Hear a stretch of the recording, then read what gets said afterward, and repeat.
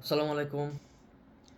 আমরা আসলে এই ভিডিওটির সাথে সবাই পরিচিত, মোটামুটি 95%। তো আসলে ব্যবসা বাণিজ্য বা যে কোনো কিছু করতে গেলে নিজের কিছু টেকনিক খাটাইতে হয়, কিছু ইউনিক প্রক্রিয়া বাইর করতে হয়। যেমন ধরেন এই যে ভাইটা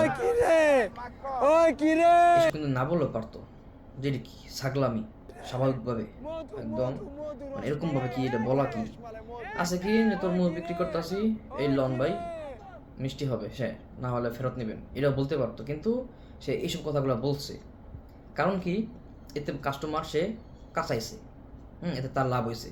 এখন কিন্তু সে বাইরেও, এখন দেখা যায় তার কাছে তরমুজ নেওয়ার লাগা মানুষ কিন্তু ঘুরতেছে, ওখানে যাইতাছে, আর যে ওরা দেখতে চায় সে কিনতেছে। মানে বুদ্ধি, সব কিছুতে আসলে বুদ্ধি খাটাইতে হয়। ঠিক আছে, মানুষ যাই বলুক, প্রথম মানুষ হাসবে, কিন্তু যখন কিনা সফলতা পাওয়া যাবেন তখন দেখা যায় সবাই বলবে সাবাস সাবাস। ঠিক আছে, ওকে বাই।